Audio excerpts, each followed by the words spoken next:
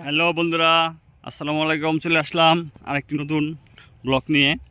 আজকে আপনাদের দেখাবো যে আমাদের আলি পেঁয়াজ ক্ষেত দেখেন কি সুন্দর হয়েছে। আর এই দেখেন সাগর পেঁয়াজ ক্ষেত। ঠিক আছে,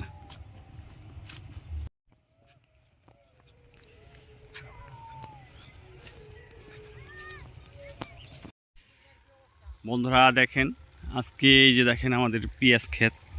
এই দেখেন অনেক বড় বড় গোলা হয়েছে পেঁয়াজের। এই যে এই দেখেন কত বড় গোলা হয়েছে বন্ধুরা। দেখেন এই যে আপনাদের এই যে গোলা দেখানোর চেষ্টা করতেছি। দেখেন যে কত বড় পেঁয়াজের গোলা হয়েছে।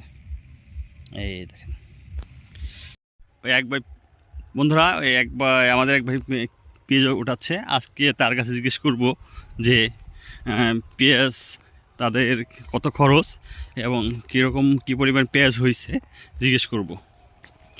দেখেন আমরা যাচ্ছি। ভাই কী অবস্থা পেঁয়াজের? ভাই আলহামদুলিল্লাহ মোটামুটি ভালো ভাই। আমাদের এখন তো খুব কঠিন অবস্থা। কেন ভাই? পেঁয়াজের তো ফলন ভালোই হয়েছে।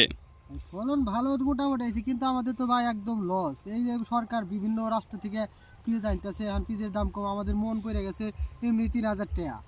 এখন আমরা বেচা লাগতেছে ভাই 1500 দিয়ে, এই 1200-1300 টাকা বেচা লাগতেছে ভাই। আমাদের এখন মনে করেন মানে শুধু ওই মাথায় হাত ভাই, লসই লস, মানে পুরা লস।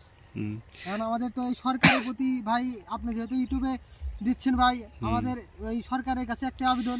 সরকারের প্রতি আপনাদের কি চাওয়া আছে?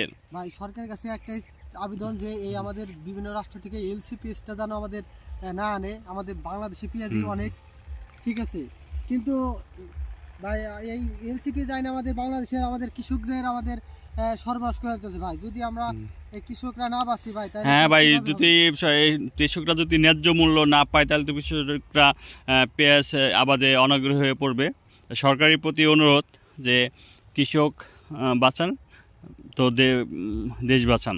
তো আমার কাছে সরকারের একটা অনুরোধ, কৃষকদের উদ্বুদ্ধ করা এবং পেঁয়াজ চাষিদের উদ্বুদ্ধ করা এবং পেঁয়াজের ন্যায্য মূল্য সরকারের দেওয়া, এটাই আমাদের অনুরোধ।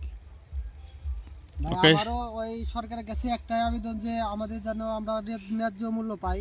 আমাদের পিসটা যত 3,000 টাকা করা পিছলে আমাদের অন্তত চালানটা ঘরে ফিরবে, লাভ না হোক। চালানটা হলে তাও আমরা মনে করলেন একটু বউপোলাবান বাচ্চা নিয়ে আমরা বেঁচে থাকতে পারি।